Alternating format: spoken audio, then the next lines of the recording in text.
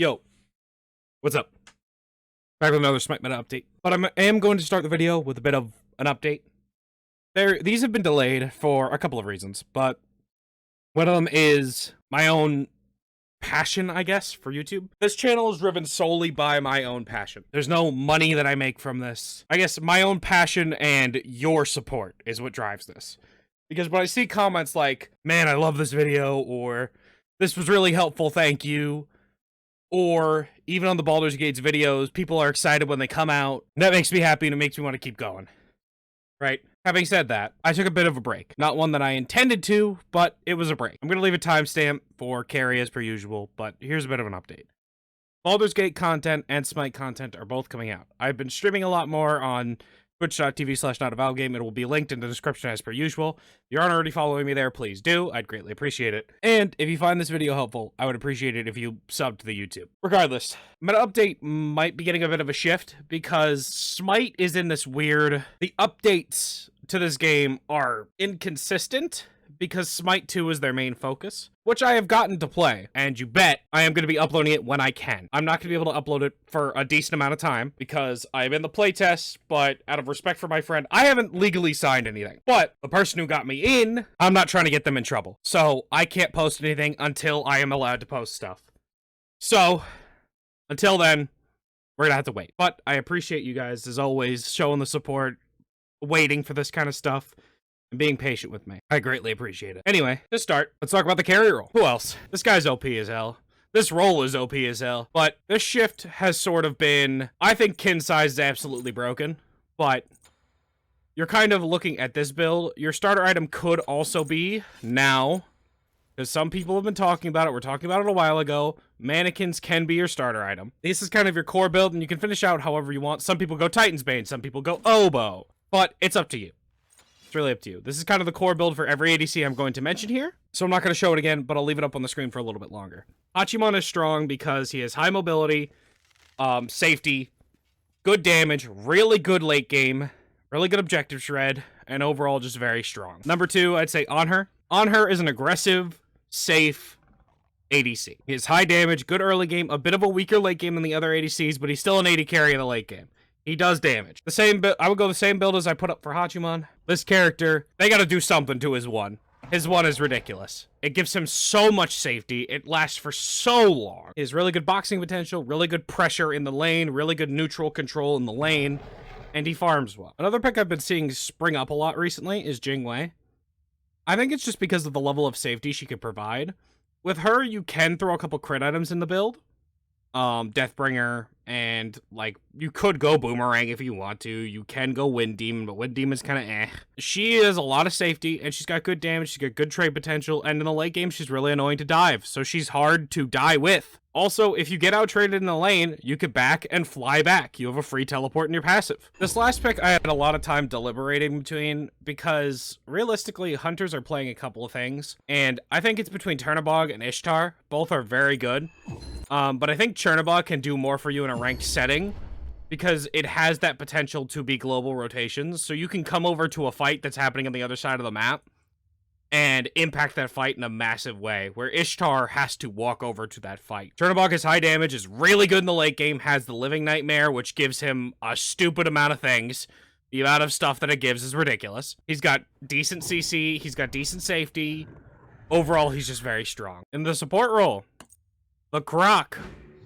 Mess with the Croc, you get the but Sobek is very good because of the amount of defense he has, as well as the amount of aggression he could pull.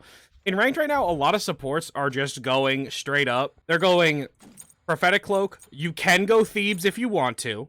You don't have to, but you can. But a lot of supports are just straight up going Prophetic into Mystical, and then building whatever the hell you want afterwards.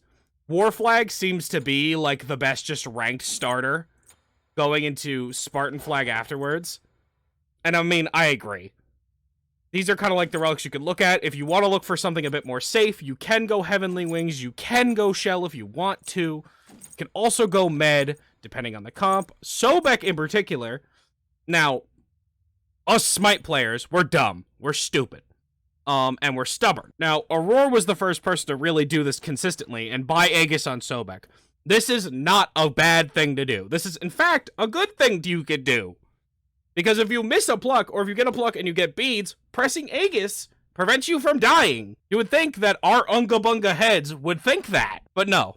It took us 10 years to think of that. Anyway, Sobek's really good because you could literally throw an enemy into your team, and depending on which MMR you're in, they're not going to react to that, or they'll beads in the air and look like an idiot. You have good CC, good peel, you have anti-heal and kit, you have mana regen with the ultimate, a long-duration CC immune ultimate, good safety. Overall, he's very strong. Athena, what haven't I said? Dash taunt is really strong. She has a slow on her 3 now.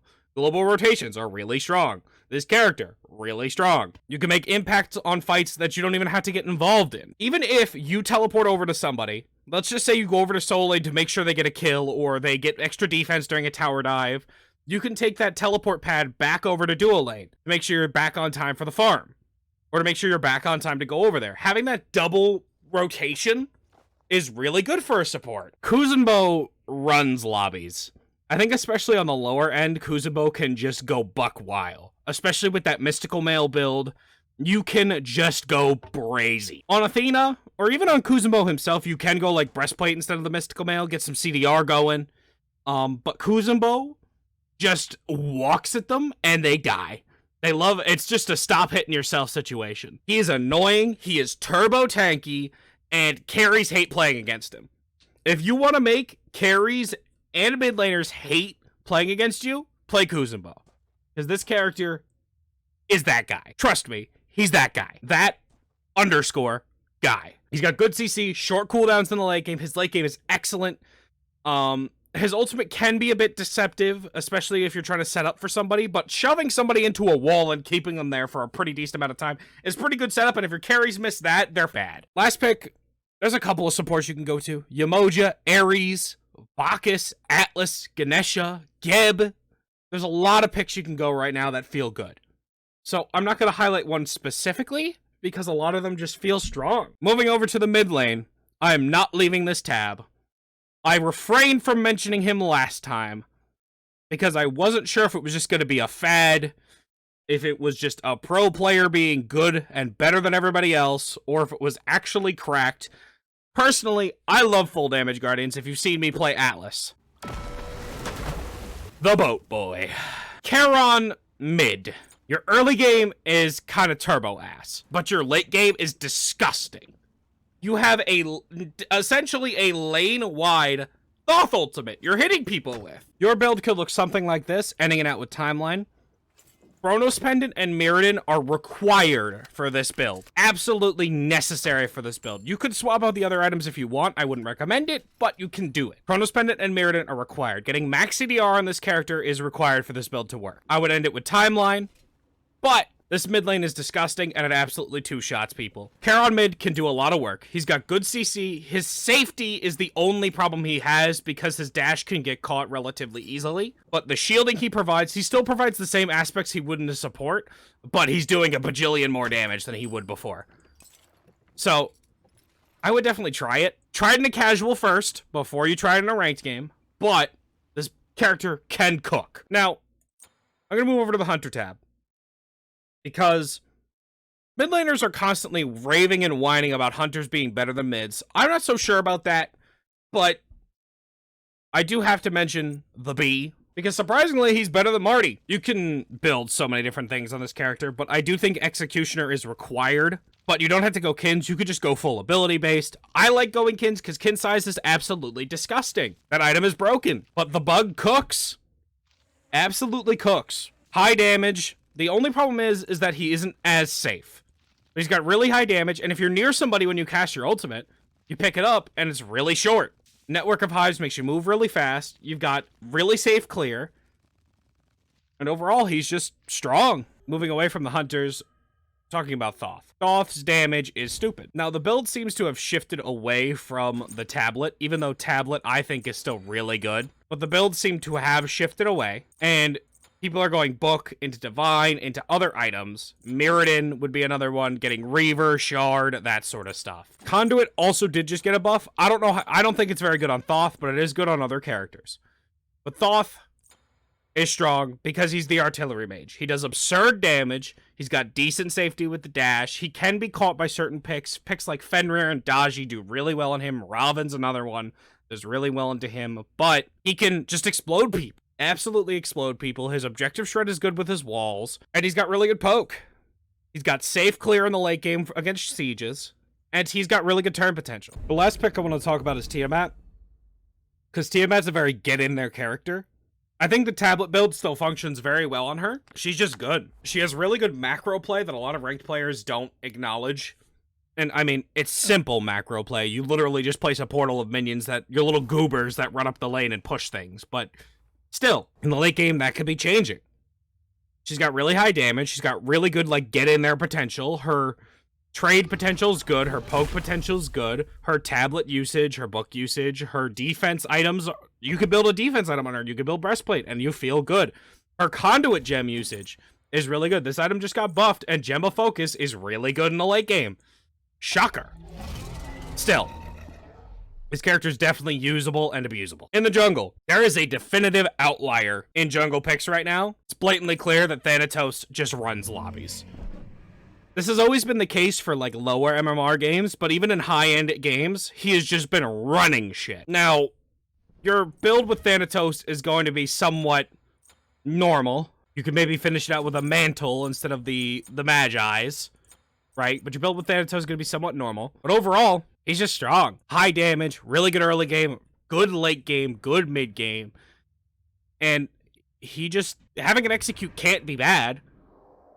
I just don't think it can be. Even if you're just using it as a stun, you can engage on people and, like, 3-shot them in the late game. You can build so many different paths on this character. Hell, Crit Thanatos has done well in games I've been playing in. Do with that what you will. Camazotz, I mean, I've been yapping about him for so long. High damage. He doesn't have CC, but he's got high damage, really good safety, good healing. He requires the enemy team to build anti-heal into him. He trades well into most characters. And his ultimate is a free damage tool or a get out of jail card. Character is just super strong. Thor is another pick that I feel like more ranked players should be playing. Having that ability to global or semi-global rotate is super good. The combo potential he has with the high damage he could do is just strong. He's good into the hunter meta, especially the AMC, the Marty, because he can wall them off, and it forces AMC to use a relic and Marty to either press 4 or use a relic nearly every single time. Character's just good. Last pick I'm going to put here is Raven, because Raven is literally, you could build anything you want on this character and it will probably do well. You can go tanky, you can go hybrid, you could go full damage, you could go full movement speed and it would probably work. Don't do that, that's griefing, but you could probably do whatever you want with him and still do something. This character's really good at fighting carries, specifically mages. And if the enemy team picks Poseidon and you're a jungler and you don't pick Raven, you're an idiot. Raven is one of the very few hard counters in the game, specifically to Poseidon. There are very few hard counters in Smite, but in a 1v1 against a Poseidon, Raven, it is very, very difficult for Raven to lose it unless you are just worse at the game. That's just a skill issue. Like I said with these builds, you can just go your standard assassin builds like I said with Camazotz. And with Thor, the standard assassin build I put with Thanatos should work with him. With Camazotz, you can throw a Transcendence in there after the Jotuns, but up to you. Raven, you could literally mix and match whatever the hell you want.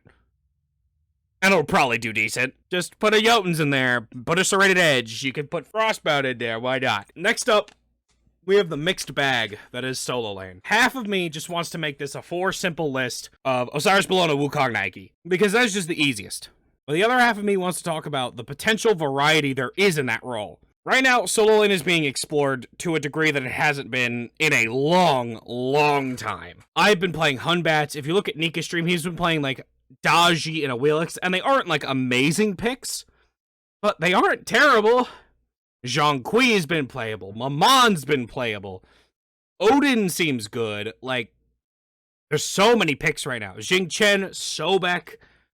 I've been liking Ganesha, even though that's kind of troll, but still, I've been liking Ganesha. I wanted to mention that before I just say Osiris. With Osiris, you're still going Warriors X, but you can go Death's Toll if you really want to. You're more than likely following it up with Phalanx.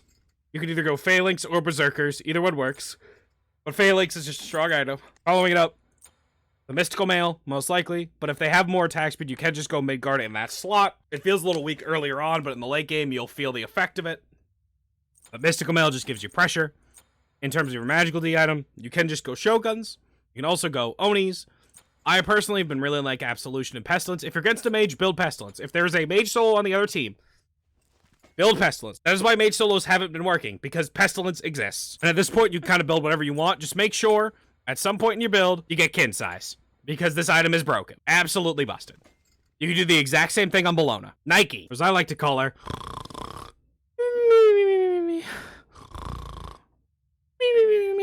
Nike is just boring as you can go breastplate first. You just build full tank and you just shield. And eventually you'll die, but it's not immediately. You can go Jotun's Vigor if you want. You know? I don't know. I find this character insufferably boring. Regardless, she doesn't lose many lanes, and she wins some as well. Especially against some off-meta picks. She can just poke them down really easily. Like, this is one of the worst matchups for the Hunbats pick that I said before, because she has 2 health bars. The Hunbats is a kill lane, and I can't kill you if you have 2 health bars. Wukong's another safe pick. You don't really have to think when you play Wukong or Nike. You really don't. With Wukong, I've been liking going this. You can go something on the lines of this. If you don't need Midgard, or you don't need physical prot, which is rare, but if you don't need Midgard, you can look into something like Mantle, or you can look into something else that you feel like you need. Maybe an Oni Hunter's Guard, maybe something else. It's just, Wukong is one of those characters you can get away with 1 or 2 damage items a bit more than other ones because he has a lot of safety. And he has a lot of damage in kit. That's it for the meta update. Thanks for watching. Appreciate it. As per usual, if this video helped you at all, I'd appreciate it if you hit the sub button. It's free and you can always unsub later. Also, keep an eye out for the Baldur's Gate content. I'd really appreciate it if you watch that as well on the channel because I work really hard on that stuff, and I have to put a lot more effort into it than I do it with this stuff. Because the meta update is very cut and dry in terms of editing, giving you a bit of background here. It's very cut and dry. I say something, I explain something, I yap, and it's just kind of it. But I digress. Thanks for watching. Appreciate it, as per usual. Peace.